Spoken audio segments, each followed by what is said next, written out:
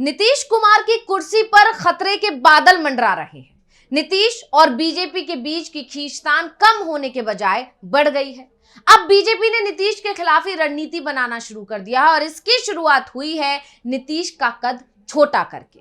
तो आखिर क्यों लगने लगे हैं ऐसे कयास और क्या है नीतीश और बीजेपी के बीच पड़ी इस दरार की वजह, इसी पर हम अपनी स्पेशल रिपोर्ट में करेंगे चर्चा। नमस्कार, मैं हूं अंशिता। महाराष्ट्र और झारखंड के चुनाव के नतीजों पर सभी की निगाहें टिकी हुई थी और महाराष्ट्र के नतीजों को लेकर तो ये कहा जा रहा था कि ये जिस तरफ जाएंगे उसके हिसाब से तय होगा कि नीतीश और नायडू किधर जाएंगे। लेकिन अब जब महाराष्ट्र के नतीजे आए तो एक बार फिर इन चर्चाओं ने जोर पकड़ लिया कि नीतीश दबाव में आ गए हैं। जी हां, ऐसा दावा किया जा रहा था कि नीतीश कुमार अब बीजेपी से दूरी बना सकते हैं, एनडीए को छोड़ सकते हैं, महागठबंधन में शामिल हो सकते हैं, इंडिया गठबंधन से हाथ मिला सकते हैं, वगैरह वगैरह। लेकिन जिस तरह से महाराष्ट्र के नतीजे आए, उन्होंने एक बार फिर ये दावे कर दिए कि नीतीश कुमार कहीं नहीं जाएंगे। नीतीश कुमार एक बार फिर से बीजेपी के दबाव में आ गए, यानी हरियाणा चुनाव के नतीजों के बाद एक बार फिर से महाराष्ट्र चुनाव के नतीजों से बीजेपी हावी हो गई है। क्योंकि नीतीश कुमार और बीजेपी के बीच कुछ भी ठीक नहीं है, ये बात किसी से भी छिपी नहीं है। इसलिए लगातार ये कहा जा रहा था कि नीतीश कुमार कभी भी एनडीए का साथ छोड़कर महागठबंधन में जा सकते हैं। और ये कयास तब ज्यादा उठे जब नीतीश कुमार ने एनडीए की एक बैठक बुलाई और उस बैठक में बाकायदा उन्होंने इस बात पर जिक्र किया कि जो भी बीजेपी की रणनीति है, नीतीश कुमार या उनकी जेडीयू इस रणनीति के सहारे से आगे नहीं बढ़ेगी। तो यहां पर ये चर्चाएं चली रही थी कि नीतीश नाराज हैं, लेकिन नीतीश की नाराजगी को कम करने पर काम करने के बजाय बीजेपी लग गई नीतीश को कमजोर करने पर। अब ऐसा क्यों कहा जा रहा है, इसी पर आगे एक के बाद एक हम कई मुद्दों को लेकर आएंगे आपके सामने और उस पर चर्चा करेंगे। फिलहाल नीतीश के कद को किस तरह छोटा किया जा रहा है या डाउन किया जा रहा है, वो हम आपको यहां बताने जा रहे हैं। तो मैं आपको बता दूं कि जहां एक तरफ ये चर्चाएं चल रही थी कि नीतीश नाराज हैं, वो बीजेपी को दबाने की कोशिश कर रहे हैं, हालांकि इसके उलट नीतीश कुमार और बीजेपी दोनों ही तरफ से कई मौकों पर यह भी दिखाने की कोशिश की गई कि दोनों के बीच सब कुछ ठीक है। कभी नीतीश मोदी के पैर छूने की कोशिश करते हुए नजर आए, एक वीडियो वायरल हुआ था, आपको याद होगा। तो कभी नीतीश को साधने के लिए बीजेपी ने अपने ही केंद्रीय मंत्री की रैली से किनारा कर लिया था। लेकिन सच्चाई को कितना भी छुपाने की कोशिश क्यों ना कर ली जाए, सच सामने आ ही जाता है। और इसी तरह बिहार एनडीए में मची खींचतान बार बार सामने आ रही है और अब जो दो तस्वीर आई हैं, उन्होंने एक बार फिर से नीतीश और बीजेपी के बीच की खींचतान को खुलकर सामने ला दिया है। तो कैसे बीजेपी बार बार नीतीश कुमार को कमजोर करने की कोशिश कर रही है या कैसे उनके कद को छोटा कर रही है, ये तस्वीरें उसका जीता जाता उदाहरण है। तो बिहार के सीएम नीतीश कुमार और डिप्टी सीएम सम्राट चौधरी जदयू के प्रदेश अध्यक्ष उमेश कुशवाहा के घर पर आयोजित एक कार्यक्रम में हाजीपुर पहुंचे थे। नीतीश कुमार सड़क मार्ग से कार से पहुंचते हैं तो डिप्टी सीएम सम्राट चौधरी हेलीकॉप्टर से लैंडिंग करते हैं।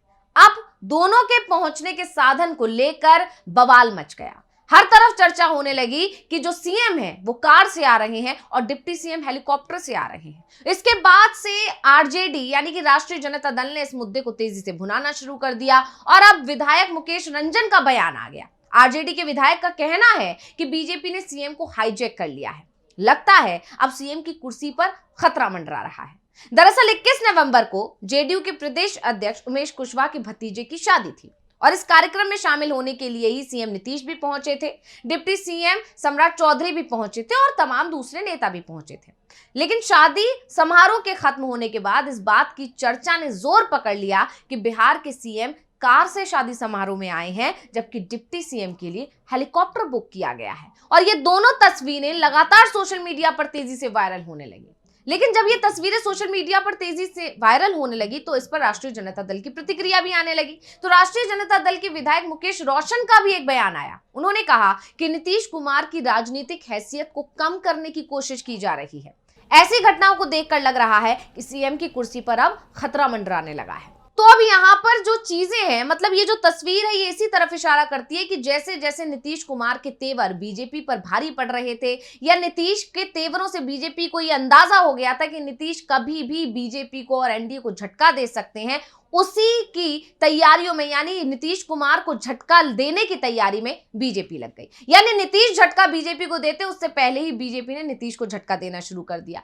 तो इसके दो उदाहरण लगातार अब सामने हैं, क्योंकि इस तरह से जो ये तस्वीरें आई हैं उनका कद छोटा करने की कोशिश की गई है। अब इसका पहला उदाहरण है, आपको याद होगा अभी पिछले दिनों पशुपति पारस ने 243 सीटों पर चुनाव लड़ने का ऐलान कर दिया था। उसके बाद से खबरों ने जोर पकड़ा था कि एनडीए को करारा झटका लग गया है, पशुपति पारस से इस तरह के झटके की उम्मीद नहीं थी, वगैरह वगैरह बहुत सारी चीजें कही गई थी। लेकिन इसके उलट कुछ राजनीति के जानकारों का यह भी कहना था कि पशुपति पारस को उतार कर बीजेपी ने नीतीश कुमार के लिए खेल कर दिया है। यानी पशुपति पारस 243 सीटों पर अगर चुनावी मैदान में आएंगे तो वो बिहार में जो बीजेपी की जो सीटें होंगी, जिन सीटों पर बीजेपी उतरेगी, वहां पर या तो मैत्रीपूर्ण लड़ाई होगी, या फिर हो सकता है अपने उम्मीदवारों को पीछे ले ले, या बहुत सारी चीजें हो सकती हैं। यानी पशुपति पारस को उतारने के पीछे की जो रणनीति थी बीजेपी की, वो थी नीतीश कुमार को और चिराग पासवान को कमजोर करना, क्योंकि ये दोनों ही लगातार बीजेपी से अपनी निगाहें टेढ़ी किए हुए थे। नीतीश कुमार लगातार बीजेपी के नेताओं को यह समझाने की कोशिश कर रहे थे कि उन्हें उनकी विचारधारा का समर्थन करना पड़ेगा। नीतीश कुमार बीजेपी आलाकमान को यह मैसेज पहुंचा रहे थे कि आपके नेताओं के ये बयान जो आते हैं, जो विशेष समुदाय के खिलाफ जो बयानबाजी होती है या जो विचारधारा है, इसकी वजह से ही हम पहले महागठबंधन में गए थे, तो इन्हें या तो रोक लीजिए, नहीं तो हमारे लिए रास्ते दूसरे गठबंधन के खुले हुए हैं। ये मैसेज पहुंचाने की नीतीश कुमार से कोशिश की जा रही थी। वहीं दूसरी तरफ चिराग पासवान भी लगातार, चाहे वक्फ संशोधन बिल हो, या आरक्षण वाला मामला हो, या इलेक्टोरल एंट्री का मामला हो, इन तमाम मुद्दों पर चिराग पासवान इंडिया गठबंधन का या विपक्ष का पक्ष लेते हुए नजर आ रहे थे। यानी जो जिस तरह से वो विरोध कर रहे थे, उससे कहीं ना कहीं ये था कि वो उनकी मांग के साथ खड़े हुए हैं, यानी कि विपक्ष की मांग के साथ खड़े हुए हैं।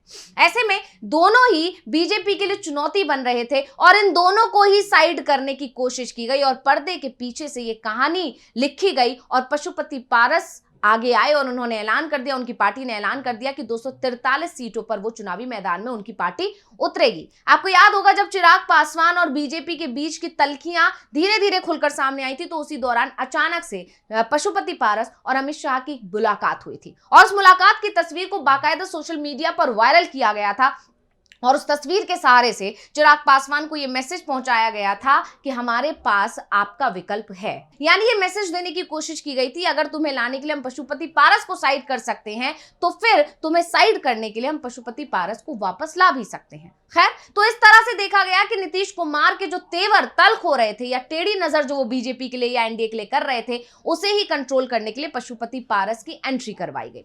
वहीं दूसरी तरफ अब जब महाराष्ट्र चुनाव के नतीजे आ गए और उन नतीजों में एनडीए की सरकार बन गई, इसके बाद से नीतीश कुमार एक बार फिर से दबाव में आ गए, क्योंकि लगातार इंडिया गठबंधन के कई घटक दलों ने या कई बड़े नेताओं ने यह दावा किया था कि महाराष्ट्र के जो नतीजे आएंगे उसके बाद पूरी कहानी पलट जाएगी, क्योंकि नीतीश कुमार और चंद्रबाबू नायडू और दूसरे जो सहयोगी दल हैं, वो महाराष्ट्र चुनाव के नतीजों का ही इंतजार करें, और उसके बाद वो कोई बड़ा फैसला ले सकते हैं। वो इंडिया गठबंधन के संपर्क में हैं, और ऐसे दावे किए गए थे इंडिया गठबंधन की तरफ से कि जब एनडीए की सरकार महाराष्ट्र में बनेगी तो नीतीश एनडीए को शायद छोड़ सकते हैं, और हो सकता है कि जो अगला सत्र आ रहा है उसमें वक्फ संशोधन बिल पर विरोध किया जाएगा इन तमाम सहयोगी दलों की तरफ से एनडीए के, और उसके बाद केंद्र सरकार भी गिर जाएगी। लेकिन आज की जो स्थिति है उसने तो पूरी कहानी को ही पलट दिया है। मतलब यहां देखा जा सकता है कि पहले हरियाणा चुनाव के नतीजे और अब महाराष्ट्र चुनाव के नतीजों के बाद बीजेपी का दबदबा एक बार फिर कायम हो गया है, और इसी तरह से अब नीतीश कुमार एक बार फिर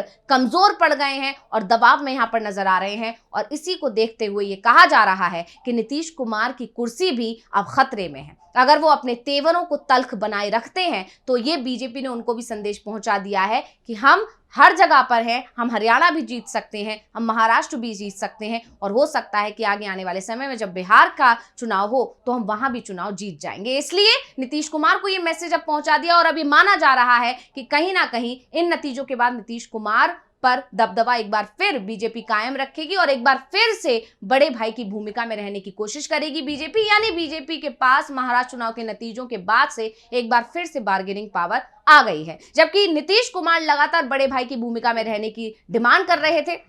उनका कहना था कि लोकसभा चुनाव में जिस तरह से नरेंद्र मोदी के चेहरे पर चुनाव लड़ा गया तो वहां पर बड़े भाई की भूमिका में बीजेपी थी, लेकिन अब बिहार में क्योंकि नीतीश कुमार के चेहरे पर चुनाव लड़ा जाएगा तो यहां पर बड़े भाई की भूमिका जेडीयू की रहनी चाहिए। ऐसा नीतीश कुमार का और जेडीयू की मांग थी। लेकिन अब यहां पर जब महाराष्ट्र के नतीजे आए हैं तो इसके बाद से यह साफ माना जा रहा है कि नीतीश कुमार किसी भी तरह का कोई मांग अब बीजेपी के सामने नहीं रख पाएंगे और इसके बाद से अगर उन्होंने किसी तरह से तल्खी भी दिखाई तो हो सकता है कि उनकी कुर्सी भी चली जाए।